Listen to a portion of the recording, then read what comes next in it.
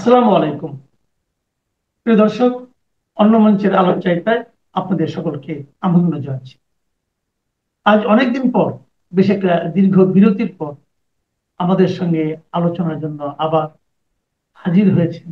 মানে আমন্ত্রণ করেছি, উনি অনেক দীর্ঘ বিরতির কারণে একদিন ছিলেন না, এখন ঢাকায় এসেছেন সিনিয়র সাংবাদিক জনাব আরশাদ মাহমুদ।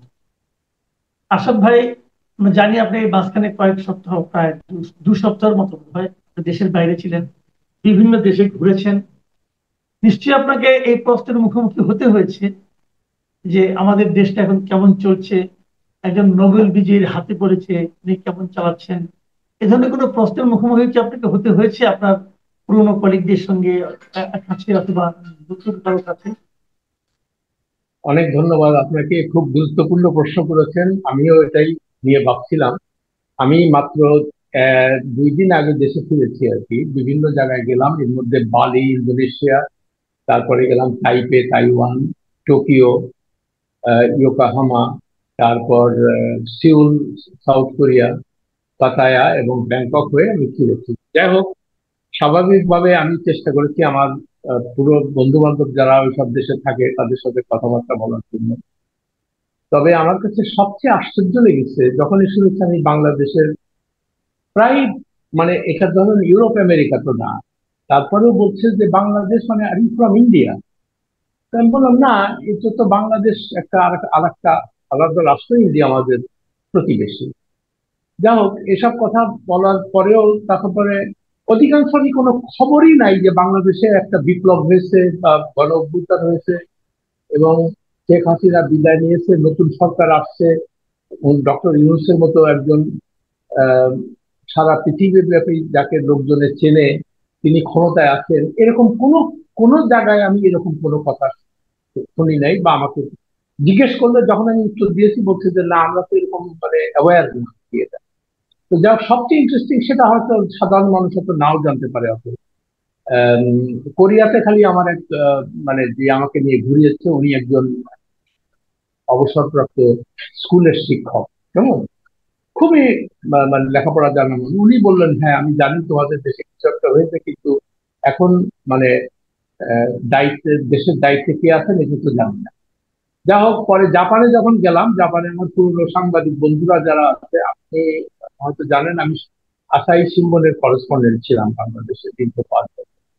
তো যাই হোক, আমার আরো বন্ধু বান্ধব ছিল ওখানে ওয়াশিংটনে, যারা আমরা একসাথে কাজ করেছি, যেমন ইয়োমোরি সিম্বন, আপনি হয়তো জানেন যে জাপানের সবচেয়ে সর্বাধিক প্রচারিত আহ, দৈনিক, এটা প্রায় প্রায় 1,20,00,000 তার সার্কুলেশন। তারপরে কিয়োডো নিউজ এজেন্সি, যেটা আমাদের একটা সবচেয়ে বড় নিউজ এজেন্সি, তার এডিটর হিরোকি সুগিতা, এর নাম হলো টাকাশি সাকামোতো। তো ওরা আমাকে লাঞ্চে দাওয়াত দিল। তারপরে আমার আরেক বন্ধু জিজি প্রেসের কেন কারুবে, সে ডিনারের দাওয়াত দিল। তো স্বাভাবিকভাবে প্রশ্ন আসছে যে হ্যাঁ বাংলাদেশ কি অবস্থা। তো ওরা বললো যে হ্যাঁ, হাসিনা তো এখন ইয়ে নাই, কিন্তু দেশ এখন কে চালাচ্ছে। আমি বললাম যে আমি একটু অবাক হয়ে গেলাম প্রশ্ন, সাংবাদিক এত এই লেভেলের, ওয়াশিংটনে ব্যুরো চিফ ছিল এরা সব। তারপরে আমি বললাম যে কেন তুমি ইউনুস সাহেবের না, ডক্টর ইউনুস সাহেব নাম শুনো নাই, নোবেল? ও yes yes, but is he in charge now? তো আমি বললাম যে হ্যাঁ, তো এটা তোমরা জানোই না? বলছি যে না, দেখো আসলে নানান ইয়েতে এগুলা ইয়ে হয়, করা সম্ভব হয়নি। তো আমার কাছে তখনই আমার মনে হলো যে আমরা এই যে প্রধান প্রধান উপদেষ্টার অফিস থেকে বা বাংলাদেশি খবরের কাগজে বারবার করে প্রচার করা হচ্ছে যে উনি দায়িত্ব নেওয়ার পরে বাংলাদেশের মানে একটা ওলট পালট হয়ে গেছে, সারা বিশ্ব বাংলাদেশকে চিনছে এবং আহ, বাংলাদেশ নিয়ে সবার অনেক চিন্তা ভাবনা। তো সেটা আমার কাছে খুব আশ্চর্য লাগলো যে অন্যান্য দেশের সাধারণ মানুষের কথা তো ঠিক আছে, তারা না জানারই কথা, কিন্তু জাপানের এইরককম বিখ্যাত আহ, পত্রিকা এবং নিউজ এজেন্সির মানে মানে এডিটর ইন চিফ ছিল, ইয়ে ছিল, এরা পর্যন্ত বলছে যে এরকম তো কোনো মানে কি হয়েছে, তো মানে এখন কি আছে আমরা তো মানে জানিও না, চিন্তা করতে পারি। তার কারণ প্রত্যেকটা দেশেরই প্রত্যেক তাদের নিজস্ব সমস্যা নিয়ে সবাই ব্যতিব্যস্ত। একমাত্র তাদের এক সব জায়গায় আলোচনা একটা দেখলাম ট্রাম্পের ওই ট্যারিফ নিয়ে, সবাই এটা নিয়ে খুব চিন্তিত আছে। স্বাভাবিকভাবে বাংলাদেশের সেখানে তো স্থান হওয়ার কথা না। তো যাই হোক, কিন্তু আমাদের এখানে ন্যারেটিভটা বারবার করে প্রচার করা হচ্ছে যে উনি রকস্টার, উনি সারা বিশ্ব জয় করে ফেলছে আমাদের। এই জিনিসগুলো আমার কাছে খুব মানে মানে অবাক লাগছে এবং অদ্ভুত লাগছে যে এই ধরনের প্রচারণা গুলা কেন চালানো হয়। তাহলে ঠিক এটা আছে, আমি মানলাম যে যে প্রচারণাগুলি হচ্ছে যে উনি রকস্টার অথবা বিশ্ব জয় করে ফেলেছেন, এগুলো যদি নাও হয় অথবা হয় আমি জানি না ঠিক। আপনার আপনার নিজস্ব একটা মূল্যায়ন আছে। আপনি কি দেখছেন গত 10 মাসে, প্রায় তো 10 মাস হয়ে গেল, আহ 10 মাসের সামান্য কয়েকদিন কম আছে, এই সময়ে ডক্টর ইউনূস যেভাবে দেশটা পরিচালনা করছেন, আপনার বিবেচনায় আপনি ওনাকে কেমন দেখছেন? আপনি ওনাকে 10-এর মধ্যে কত মার্কস দেবেন?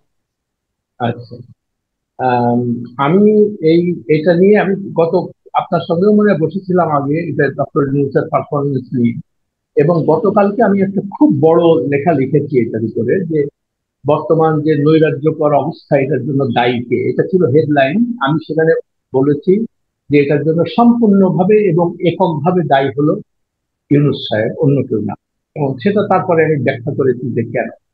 এখন সত্যি কথা বলতে কি, আপনি নিজেও জানেন যে আমরা খুব আশাবাদী ছিলাম যখন সৈয়দাতের হাসিনার পতন হলো এবং দেশটা তো ওলট পালট করে দিয়ে গেছিল লুটপাট করে। তা ভাবলাম যে এইবার এসে একটা ভালো লোকের হাতে পড়েছে এবং তারা এই দেশটাকে খুব ভালোভাবে চালাবে। কিন্তু অত্যন্ত পরিতাপের বিষয়, যত দিন যেতে লাগলো ততই আমি দেখতে থাকলাম যে তিনি একমাত্র ব্যক্তি স্বার্থ ছাড়া কেমন আর দেশের জন্য তেমন কিছু করেছেন বলে আমার মনে হলো না। হ্যাঁ, যেমন একটা দেশের সরকার ভালো কি মন্দ কিংবা কিভাবে চলছে, এটা সাধারণ মানুষের কিন্তু প্রথম জানার জায়গা হলো বাজার, মানে আমরা যেখানে বাজার টাজার করতে যাই, মাছ মাংস সবজি কিনতে যাই সেখানে। আর 2 নম্বর হলো রাস্তা। কেমন, তো বাজারে নিয়ে আসার পরে আগেও যেমন ছিল যে 80 টাকার নিচে আমি কোনো সবজি পেলাম না। কেমন, আচ্ছা, চালের দামও আগের মতোই আরো বেড়েছে একটু। আমি বুঝতে পারছি, কিন্তু আপনি ডক্টর ইউনূসকে তো একটু সময় দিবেন, উনি তো বেশি দিন সময় পাননি। উনি হ্যাঁ, কিভাবে তো চেঞ্জ সেটা করেন? এই যে না, সময়টা ওইটাই হলো আসল কথা। ওই যে ইংরেজিতে বলে না যে মর্নিং শোজ দি ডে। কেমন, যে দিনটা কিভাবে শুরু হয়েছে। আমরা তো ওনাকে সময় দিয়েছিলাম অনেক, কিন্তু আমরা তার কতগুলো কাজকর্ম দেখে মানে সত্যি কথা বলতে কি আমি ব্যক্তিগতভাবে হতাশ হয়েছি এবং অবাক হয়েছে যে উনি এটা কেন। যেমন ওই আগের আমলের মতোই উনি কথায় কথায় বিদেশে চলে যান এবং এসেই বলা হচ্ছে যে বিদেশ জয় করতে আসছে। কিন্তু বিদেশি, আমি তো মোটামুটি বিদেশি পত্র পত্রিকা বা টেলিভিশন এগুলো দেখার চেষ্টা করি, বোঝার চেষ্টা করি। আমি তো এরকম কোনো কিছু দেখতে পাচ্ছি না কোথাও। আর বলছে যে উনি যাওয়ার সাথে সাথে বিলিয়ন বিলিয়ন ডলার এই দেশে এসে যাবে। কোনো কিছুই হচ্ছে না এগুলো। কেমন, তো এই যে মিথ্যা ন্যারেটিভ গুলো দেওয়া হচ্ছে, এটা কার জন্য, কিসের জন্য? তারপরে যেটা করছেন, উনি নিজের সমস্ত লোকজনকে এনে চাকরি দিচ্ছে। তার নিজের আপন ভাইকে ডেপুটি প্রেস সেক্রেটারি, তারপরে লামিয়া মোর্শেদ ভাইকে ওনার না, যে ভাই ছেলেকে, ভাই ছেলেকে। ভাইয়ের ছেলে বললাম, ভাইপো। হ্যাঁ, তো অপূর্ব জাহাঙ্গীর যেটা আছে। যাই হোক, তারপরে এই লামিয়া মোর্শেদ ওনার ইউনিট সেন্টারের পরিচালক, এক্সিকিউটিভ ডিরেক্টর, তাকে উনি এনে এসডিজি বিষয়ক মুখ্য কোঅর্ডিনেটর মানে চিফ কোঅর্ডিনেটর বানিয়েছে। আমার প্রশ্ন হচ্ছে যে হ্যাঁ, আপনি নিজের অফিস চালানোর জন্য আপনার নিজের বিশ্বস্ত লোকজন আনতে পারেন, কিন্তু তার পদবি দিয়েছেন চিফ কোঅর্ডিনেটর এসডিজি, মানে জাতিসংঘের একটা কর্মসূচি, সাস্টেনেবল ডেভেলপমেন্ট গোল। হ্যাঁ, তো এখন এইটার পরে আপনি তাকে এনে আপনি কি নিজে বলতে পারবেন? আমি অন্তত জানি না যে গত 10 মাসে লামিয়া মোর্শেদ এসডিজি নিয়ে কয়টা মিটিং করেছে, কার সাথে করেছে। কেমন, তো আমি দেখতে পাচ্ছি যে সে ডক্টর নিউজ যখনই বাইরে যাচ্ছেন তার সাথে সেও যাচ্ছে অন্যান্যদের সঙ্গে। আর এখানে এসে সে নোট নিচ্ছে, যখনই কেউ তার সাথে দেখা করছে নোট নিচ্ছে। তাহলে আমার প্রশ্ন, আপনি তাকে স্পেশাল অ্যাসিস্ট্যান্ট বানাইলেন না কেন? আপনি এসডিজি চিফ কোঅর্ডিনেটর কেন এই পদবিটা রাখতে গেলেন কেন? কেমন, তো এটা তো আপনার মনে করেন তাতে কি হয়েছে? আমি মনে করি যে এগুলো অনৈতিক কাজ। তারপরে উনি ওনার গ্রামীণ ব্যাংকের ওনার যে কলিগ ছিল নুরজাহান বেগম, তাকে এনে উনি স্বাস্থ্য উপদেষ্টা বানিয়েছেন। তারপরে উনি বিদেশ থেকে মানে এক একজনকে ধরে নিয়ে আসতেছে, এসে বলতেছে এরা সাংঘাতিক মেধাবী সমস্ত স্মার্ট লোকজন। যেমন খলিল সম্পর্কে, খলিলুর রহমান, তাকে বানালো প্রথমে হাই রিপ্রেজেন্টেটিভ ফর এই রোহিঙ্গা ইস্যু আর কি। কেমন, আচ্ছা, তারপরে আমাদেরকে বলা হলো, জাতিসংঘের সেক্রেটারি জেনারেল আসলো এখানে, আমি মনে হয় আপনাকে আপনার অনুষ্ঠানে বলেছিলাম, তাকে পাঞ্জাবি টাঞ্জাবি পরাইয়া মানে কক্সবাজার নিয়ে যেয়ে ও বলে দিল যে এখানে আগামী এপ্রিল এই সমস্ত রোহিঙ্গারা চলে যাবে। উনি দিনুস সাহেব নিজেও বললেন যে আগামী ঈদের আগে ইনশাল্লাহ আপনারা চলে যেতে পারবেন। ঠিক তার একদিন পরেই পররাষ্ট্র উপদেষ্টা তৌহিদ হোসেন, এই লোকটাকে আমার কিছুটা সৎ মনে হয় আর কি, যে কথাবার্তায় সততা আছে, সে বললো এটা তো কোনো সম্ভবই না কোনোভাবেই, তার কারণ ওখানে যে পরিস্থিতি, এই পরিস্থিতির মধ্যে কোনোভাবেই রোহিঙ্গারা ফেরত দিতে পারবে। আচ্ছা, তো এই খলিল সাহেবের সব মানে কৃতিত্ব ওইখানেই শেষ। কেমন? এরপরে তাকে, আর তার বিরুদ্ধে একটা নারী ঘটিত একটা ব্যাপারে মার্ডার সুইসাইডের আমি তিনটা লেখা লিখেছি এটার উপরে, কেমন, খলিল পক্ষে দিয়ে। আচ্ছা, সেখানে উচিত ছিল যখন এরকম একটা অভিযোগ আসছে, তাহলে এটা একটা তদন্ত করা। সেদিকে তো ইউনূস সাহেব গেলেনই না, উল্টা তাকে আরো প্রমোশন দিয়ে ন্যাশনাল সিকিউরিটি অ্যাডভাইজার। আচ্ছা, কিসের জন্য ন্যাশনাল সিকিউরিটি অ্যাডভাইজার, কি কার সাথে কি করবে? তো যাই হোক, এইসব জিনিসগুলো নিয়ে উনি একের পর এক, তারপরে ওই যেটা বললাম, গ্রামীণ ব্যাংকের মালিকানা ছিল সরকারের 25%, কেমন, সেইটাতে উনি নির্বাহী আদেশে 25% থেকে কমিয়ে 10%-এ নিয়ে আসে। উদ্দেশ্যটা কি? যে এখানে কারো কোনো আমি আমি সবকিছু চালাবো, কেমন। আচ্ছা, তারপরে ওই যে গ্রামীণ কি বলে বিশ্ববিদ্যালয়, তারপরে আপনার গ্রামীণ ম্যান পাওয়ার এক্সপো, মানে যত রকমের আছে সমস্ত কিছু একটার পর একটা নির্বাহী আদেশে উনি করে যাচ্ছেন এগুলো। আর তিনি আরেকটা কথা বলছেন বারবার করে, আগে বলেছিলেন আমি আইনের শাসনে বিশ্বাস করি। আমরা আশা করেছিলাম যে বিচার বিভাগটাকে উনি সংস্কার করবেন সবার আগে, এবং বিচার বিভাগের উপর যেন কেউ হস্তক্ষেপ না করতে পারে বা স্বাধীনভাবে কাজ করে সেটা তিনি নিশ্চিত করেন। তিনি এসেই কি করলেন, তার বিরুদ্ধে যে মামলা হয়েছিল 1500 কোটি টাকার কর ফাঁকির মামলা, উনি নির্বাহী আদেশে সেটা বাতিল করেন। উনি 666 কোটি টাকার কর মকুব করালেন নির্বাহী আদেশের মাধ্যমে। আমার প্রশ্ন, এইসব যখন আমি দেখতে পাচ্ছি, খালি তখন মনে হচ্ছে যে কি বলার, এই লোকটা কি দেশের মঙ্গলের জন্য আসছে না নিজের মঙ্গলের জন্য আসছে? তিনি এই কাজগুলো কেন করছেন? এটা আমার মানে আমি বুঝতেই পারছি না যে এটার উদ্দেশ্যটা কি, উনি কি দেশবাসীকে কি মেসেজ দিতে চাচ্ছেন। তো এটা খুবই দুঃখজনক ব্যাপার, আনফর্চুনেটলি। তারপরে অহেতুক কিছু মানে এইগুলা নিয়ে যখনই আলোচনা, কোনো কিছু আলোচনা হয়, সঙ্গে সঙ্গে উনি কি করেন, আরেকটা ইস্যু তৈরি করেন।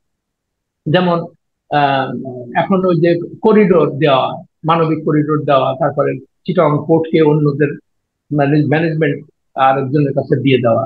প্রথম কথা বলতে, এটা তো আমাদের প্রায়োরিটি না। আমাদের প্রায়োরিটি, আপনি যে জন্য আসছিলেন এখানে, প্রথমে বসেছিলেন যে আপনি দেশের সার্বিক পরিস্থিতি আপনি ঠিক করবেন। তো আইন শৃঙ্খলা পরিস্থিতি এখনো কিছু ঠিক হয় নাই। এক এক দল এক এক সময় এসে এক এক রকমের দাবি দেওয়া নিয়ে হাজির হচ্ছে, রাস্তাঘাট বন্ধ। তারপরে উনি এমন ভাবে আমলা নির্ভর হয়ে উঠলেন, ব্যুরোক্রেসির উপর এমন ভাবে ডিপেন্ডেন্ট হয়ে উঠলেন যে তারা যেভাবে বলতেছে সেইভাবে উনি কাজ করতে, মানে কাজ করতে বাধ্য করা। এখন উনি বলতেছে যে আগে বলছিলেন কি যে আওয়ামী দোসররা সব প্রশাসনে বসে আছে, তারা সহযোগিতা করছে। আচ্ছা, ভালো কথা। তারপরে এখন উনি আবার বলতে শুরু করেছেন যে বিএনপি জামাতের সব লোকজন অ্যাডমিনিস্ট্রেশন বিভিন্ন জায়গায় বসে গেছে, এই জন্য কাজ করতে দিচ্ছে। তাই প্রশ্নটা হচ্ছে যে এদের অ্যাপয়েন্টমেন্টটা দিচ্ছে কি? অ্যাপয়েন্টমেন্ট দিচ্ছে তো আপনি। তা আপনি এখন কাজ, আর এই মানে এই সমস্ত কথাগুলো বলা কি জানেন, যে ওনার নিজের যে অপকর্মগুলো করতেছে, নিজের যে স্বার্থ সংশ্লিষ্ট বিষয়গুলো করছে, সেগুলো থেকে দূরে মানুষের দৃষ্টি অন্যদিকে সরিয়ে নেওয়া। এ প্রসঙ্গে আরেকটা কথা বলি, প্রায় দেখবেন অনেকেই বলে যে গ্রামীণ ব্যাংকে করলে তার কি, তার তো কোনো মালিকানা নেই, তার কোনো শেয়ার নেই, কেমন। তো এই প্রসঙ্গে আমাদের প্রফেসর সিরাজ ইসলাম চৌধুরীর সঙ্গে বহু বছর আগে, তখন জিয়াউর রহমান ক্ষমতায়, আমি একবার ওনাকে বলছিলাম যে স্যার, উনি তো খুব সৎ মানুষ। তো আমাকে উনি বললেন যে শোনো আচ্ছা, তার তো অসৎ হওয়ার কোনো কারণ নাই, সমস্ত দেশই তো তার সম্পত্তি, সে কেন অসৎ হতে যাবে? তো তখন আমার মনে হয়েছে যে ডক্টর ইউনূসের বেলায় তো একই ব্যাপার। গ্রামীণ ব্যাংকে তার কোনো মালিকানা নাই, শেয়ার নাই, থাকার তো দরকার নেই। উনি তো গ্রামীণ ব্যাংকের যত এবং স্বার্থ সংশ্লিষ্ট যত প্রতিষ্ঠান আছে সবগুলোর ডিফ্যাক্টো মালিক তো সে, তাই না? এবং তিনি দেখেন, আগে আমার মানে লোকটার ট্রান্সফরমেশন আমি আমার নিজের চোখে দেখলাম। আগে যখন ওনাকে আমি 1987 সাল থেকে ইন্টারভিউ করছি আর কি, অনেক লেখা, পজিটিভ লেখা লিখেছি, বিদেশের বড় বড় কাগজে কাভার স্টোরি লিখেছি ওনার জন্য আমি। আচ্ছা, যাই হোক, সেল করার জিনিস আমি করেছি আর কি, বাংলাদেশ নিয়ে এত নেগেটিভ কথা, উনি ভালো। আচ্ছা, এখন তখন ওই গ্রামীণ ব্যাংকে উনি মিরপুরে যে হেডকোয়ার্টার আছে ওখানে একটা ফ্ল্যাটে থাকতেন। কেমন?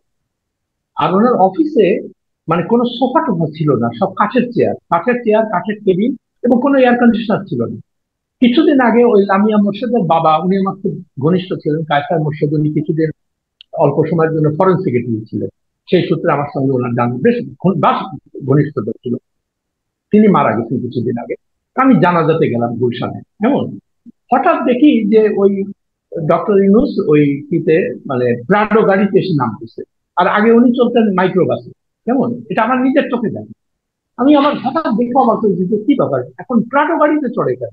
হ্যাঁ, তো যাই হোক, সেটা ঠিক আছে, ভালো কথা। তারপরে এখন উনি মিরপুর থেকে গুলশানে শিফট করে গুলশানের বাসায় গেছে। মানে সব এলিট ক্লাসদের ইয়ে আর কি। কেমন? এটা আপনি কোন সময়ের কথা বলতেছেন? উনি মানে প্রধান উপদেষ্টা হওয়ার আগে? আগে আগে জাস্ট আগে আগে এই যে কিছুদিন আগে যে লামিয়া মোর্শেদের বাবা মারা গেছে তখন আর কি। আমার সাথে আচ্ছা। আমি সালাম দিলাম যে স্যার কেমন আছেন, বললো ও তুমি তো একটু শুকায় গেছো, বললেন আর কি। তো তো যেহেতু জানার তো ব্যাপার ছিল, তো অত বেশি আলাপ হয় নাই। কিন্তু আমি তখনই চিন্তা করতে পেরেছিলাম যে এই লোকটা এরকম ট্রান্সফরমেশন হলো কিভাবে। আগে তো মাইক্রো বাসে ছিল, সারা জীবন গরিবের জন্য কাজ করেছে। কেমন? তো এখন আরেকটা যে উল্লেখযোগ্য মানে গুরুত্বপূর্ণ বিষয় আমার কাছে মনে হচ্ছে যে দেখেন, এই যে গণ অভ্যুত্থানটা আমরা তো অনেক আশা করেছিলাম এটা, যে এটা নিয়ে এবার দেশে ভালো ভবিষ্যৎ দেশ চালাবে। আর বিশেষ করে ছাত্র জনতা, ছাত্র যে সমন্বয়, বৈষম্য বিরোধী ছাত্র আন্দোলনের নেতৃত্ব দিয়ে, এরা সৎ ছেলে পেলে হবে, এরা ভালোভাবে দেশ চালাবে। কেমন? তো এখন এই যে ছাত্ররা, আমরা খুব আশা করেছিলাম যে এদের, এরা করলো কি, আসার সঙ্গে সঙ্গে দুর্নীতিতে জড়িয়ে গেল। কেমন? আপনি নিশ্চয়ই খবরের কাগজে বা প্রতিনিয়তই দেখতে পাচ্ছেন, ফেসবুকে দেখতে পাচ্ছেন যে শয়ে শয়ে কোটি টাকা তারা ট্রান্সফার পোস্টিং, ওই আগের আওয়ামী লীগের নেতা নেত্রীরা যা করতো ঠিক সেইগুলাই করতেছে, পোস্টিং নিয়ে পয়সা নিচ্ছে। এটা আসিফ মাহমুদ, সে হেলিকপ্টারে করে ঘুরে বেড়াচ্ছে, কম্বল দিতে যায়। তারপরে হাসনাত সার্জিস, এরা প্রাডো গাড়িতে ঘুরে। তো আমার তখনই সন্দেহ হয়েছিল যে ডক্টর ইউনূস এদেরকে থামাচ্ছে না কেন। একটা কথা তো বলবে যে বাবা তোমরা এই এই এই সমস্ত কাজ করো না, এটা জনমনে আমাদের নিয়ে নেগেটিভ একটা ধারণা তৈরি হবে, এগুলো তোমরা করবা না। কিন্তু দেখলাম যে তাদের কি একবারও তিনি ডেকে বলছেন যে তোমরা এগুলো কেন করতেছো? করতেছে না এই কারণে যে তার নিজের নৈতিক কোনো আহ, কি বলে এটাকে, স্ট্রেংথ নাই, মোরাল স্ট্রেংথ নাই এটা বলার জন্য। তার কারণে এই ছাত্ররাই বলবে যে স্যার আপনিও আখের গুছাইতেছেন, আমরাও গুছাই, অসুবিধা কি আছে। যদি উনি নিজে ব্যক্তিগতভাবে সৎ থাকতেন, কেমন, তাহলে তো সঙ্গে সঙ্গে এগুলা স্টপ করতেন। তো এই জিনিসগুলো আমার কাছে মনে হচ্ছে যে যত দিন যাচ্ছে তত উনি বেপরোয়া হয়ে যাচ্ছেন। আর এই যে মাঝে যে সেনাবাহিনীর মানে সেনা প্রধানের বক্তব্য নিয়ে উনি একটা হুলস্থুল করে দিলেন, হুমকি দিলেন যে আমি চলে যাব, আমার ইয়ে করা হচ্ছে না, এসবও আমার কাছে সব নাটক মনে হয়। হঠাৎ করে তার তিনি মানে এই আপনার কাছে এই যে ডক্টর ইউনূসের যে মাঝখানে মানে আপনার কাজ করতে পারছেন না বলে উনি যে পদত্যাগ করতে ইচ্ছা প্রকাশ করেছেন বলে মিস্টার নাহিদ ইসলাম যে জিনিসটা প্রচার করেছেন, এটা কি আপনার কাছে নাটক মনে হচ্ছে? সবকিছু সাজানো, সবকিছু সাজানো। আপনি জাস্ট সিকোয়েন্স গুলো দেখেন। তারপরে হঠাৎ করে তার যে সমস্ত মানে সমর্থকরা আছে সব লাফ দিয়ে পড়লো যে ওনাকে থাকতে দিতে হবে, নাহলে দেশের সর্বনাশ হবে। আমার একটাই প্রশ্ন সবার কাছে, যে পৃথিবীতে ইন্ডিসপেন্সেবল তো কেউ না, তাই না? একটা মানুষ, ওনার বয়স হয়েছে 85 বছর, পড়তে যাচ্ছে। তো স্বাভাবিক ভাবেই তো তার মানে আর জীবনে চাওয়া পাওয়ার কিছু ছিল না। তো উনি এই সমস্ত কাজগুলো কেন করতে গেলেন? আর উনি হুমকি দিচ্ছেন আমি চলে যাবো, চলে গেলে কি হবে? আমি গতকালকে লেখায় এটা লিখেছি যে বাংলাদেশ কি বঙ্গোপসাগরে ডুবে যাবে? আমি নিশ্চিতভাবে বলতে চাই এটা ডুববে না। এবং বাংলাদেশ কি আরো খারাপ অবস্থায় চলে যাবে? আমি নিশ্চিতভাবে বলতে চাই আর এর চেয়ে খারাপ অবস্থা আর হবে না, অন্তত হাসিনার থেকে খারাপ অবস্থা হবে না। কেমন? তো আপনি এই ধরনের বারবার করে হুমকি দিচ্ছেন, আর যখনই নির্বাচনের কথাবার্তা অন্য অন্য দলগুলো বলতেছে তখনই আপনি এই সমস্ত মানে এই নাটক আর ন্যারেটিভ আপনি শুরু করছেন। এটা কি ব্যাপার? আপনি যদি নিজের নিজের যেটা বললাম, উনি যদি এই বিতর্কিত কাজগুলো তার নিজের স্বার্থে যদি না করতেন, তাহলে দেখেন সমস্ত আগে যে জনসমর্থন উনি পেয়েছিলেন প্রথম দিকে, এখন কি সেটা আছে? আমি তো সাধারণ মানুষের সাথে কথা বলি, তারা বলে যে ভাই ওই যা হই আগের মতোই, ক্ষমতায় যে আসে ওই একই রকম কাজ করে। তো এটা আমার শুনতে খুব খারাপ লাগে যে ডক্টর ইউনূস সম্পর্কে এই ধরনের কথা আমি কেন শুনি। তো উনি তো এটার জন্য ওটা এককভাবে নিজে দায়ী।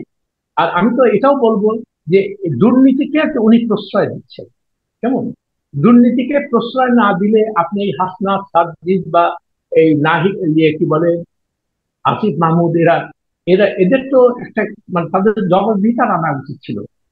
তাদেরকে বলা উচিত ছিল তোমাদের ব্যাংকের হিসাব দাও। কেমন? তারপরে ওই মেন যারা বসুন্ধরা মালিকের কাছ থেকে 1500 কোটি টাকা নিচ্ছে, এটা মানে ফেসবুকে আসছে, আমি নিজেও এটা নিয়ে লিখেছিলাম কি একবারও ডক্টর ইউনূসের অফিস থেকে বা তারা কি বলতেছে যে টাকা পয়সা ছাড়া নির্বাচন করা যাবে না। তো তার মানে কি, মানে রাজনীতিতে যে দুর্বৃত্তায়ন ঘটেছে তোমরা সেই দুর্বৃত্তায়নের অংশ। তা আমরা পরিবর্তনটা কি দেখতে পাচ্ছি? যার যার নিজের আখের গোছানো ছাড়া আর কোথায় কি হচ্ছে আমি তো বুঝতে পারছি না আমাকে। জি, বুঝতে পেরেছি। অনেক ধন্যবাদ জনাব আসাদ মাহমুদ। আমরা কথা বললাম, আমার মনে হয় এই কথাগুলি আসলে আরো ডিটেইলে বলা দরকার, আরো সময় নিয়ে বলা দরকার। আমরা আগামীতে আবার বসবো আপনার সঙ্গে। এখন অনেক সময়, আমাদের সময়ও খুব সীমিত, এর মধ্যে শেষ করতে হবে। প্রিয় দর্শক, আপনারা শুনলেন জনাব সিনিয়র সাংবাদিক জনাব আসাদ মাহমুদ ওনার বিচিত্র অভিজ্ঞতার কথা বললেন, এবং ওনার যে আশাভঙ্গের যে বেদনা, সেটাও কিন্তু ওনার কথায় আমরা কিছুটা হলো টের পেলাম। তো আমরা নিজেরাও, আপনারাও ভাবুন, আমরা কি এরকম কিছু একটা চেয়েছিলাম? আমার তো মনে হয় নিজে থেকে ডক্টর ইউনূসের একটা বিশাল সম্ভাবনা ছিল নিজেকে একটা অনন্য উচ্চতায় নিয়ে যাওয়ার। উনি একজন বুদ্ধিমান মানুষ, উনি কেন সেই সুযোগটা হারালেন? কেন উনি সেই প্রচলিত চোরাগলিতে পা ডুবালেন? এই বিষয়টা আমার কাছেও ক্লিয়ার। আমরা আশা করবো, এরপরও আমরা আশাবাদী হতে চাই যে পরিস্থিতির পরিবর্তন হবে। আমরা আগামীতে আবার আলোচনা করব। আপনার সবাই ভালো থাকবেন। এখন এ পর্যন্ত, আল্লাহ হাফিজ।